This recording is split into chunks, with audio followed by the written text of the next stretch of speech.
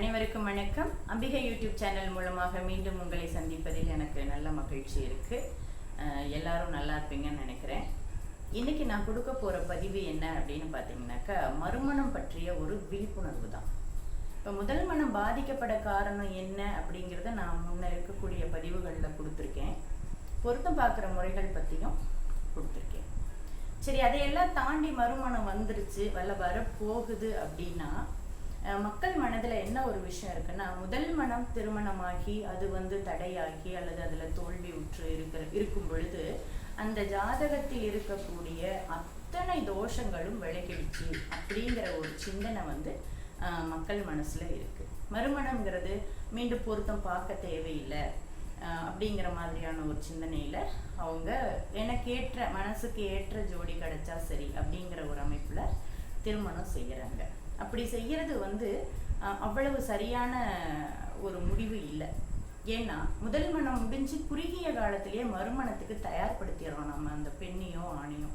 அப்படி ஆகும் பொழுது என்ன ஆகும்னா, ஒரு தசாபக்தியோ ஒரு வருட கிரகங்களுடைய அமைப்போ சரியில்லாம இருந்தாதான் அவங்களுக்கு அந்த கெட்ட நிகழ்வு நடக்கும். உடனுக்குடனே 1 வருஷம் 2 வருஷத்திலேயே நம்ம இன்னொரு திருமணத்துக்கு ஏற்பாடு செய்யும் பொழுது அந்த நடக்கிற தசாபுக்தி சரியா வந்துருச்சாங்கிறத நம்ம கொஞ்சம் பார்க்கணும் இல்லையா? பார்க்காமலே சரி கல்யாணம் கட்டுச்சுன்னா உடனே கல்யாணம் பண்ணி வச்சிடுறது தான் அந்த பிள்ளைங்களுக்கு பாதுகாப்பு அப்படிங்கிற முடிவுக்கு வரக்கூடாது. ஏன்னா ஒருவருடைய ஜாதகத்துல மோசமான தசாபுக்தி வந்தாதான் கெடுபலன் நடக்கும்.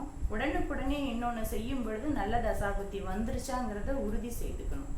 உதாரணத்துக்கு ஒரு கெட்ட நேரங்கிறது அல்லது ஒரு கெட்ட தசைங்கிறது ஒரு மனிதனுக்கு குறைந்தபட்சம் 3.5 ஆண்டுகளும் அதிகபட்சமா 10 ஆண்டுகளும் கூட தொடரலாம். இதுல அந்த வருட கிரகங்களுமே கூட நமக்கு கிட்டத்தட்ட 2.5-3 வருஷத்துக்கு கண்டினியூஸா கெடுதல் கொடுக்குற மாதிரி இருந்துடலாம். அதனால நம்ம கெட்டதுல ஒண்ணு நல்லது நடக்கணும் அப்படிங்கிற ஒரு பேர்ல எப்படி சொல்வீங்கன்னா, ஒரு வீட்டுல ஒரு கெட்டது நடந்ததுன்னா உடனே இன்னொரு நல்லது நடந்துடணும், அப்படிதான் அது நல்லது அப்படின்னு சொல்றது.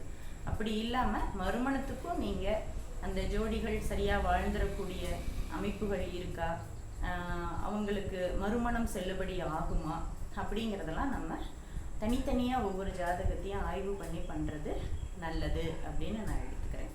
அதே மாதிரி மறுமணம் செய்யும் பொழுது இன்னொன்று என்ன பண்ணுவாங்கன்னா, முகூர்த்தத்தை நல்ல அருமையான ஒரு அமைப்புல குறிச்சிட்டாலே அந்த திருமணம் சிறப்பா நடந்துரும் அப்படின்னு நினைக்கிறாங்க. அதுவும் கூட அவ்வளவு விசேஷமானது இல்லை. ஏன்னா முகூர்த்தம் குறிக்கிறது அப்படிங்கிறது அந்த முகூர்த்த நிகழ்வானது சிறப்புற நடந்தேறதுக்காக மட்டும்தான் நம்ம குறிக்கிறோமே தவிர அது அவங்களுடைய வாழ்க்கையை நிர்ணயம் பண்ணாது அப்படின்றது. இன்னொன்று, எல்லா விதமான குற்றம் குறைகளுமே கோவில்ல திருமணம் செய்யும் பொழுது சரியாயிடுது அப்படிங்கிற ஒரு அமைப்பும் மனசுல வச்சிருக்காங்க.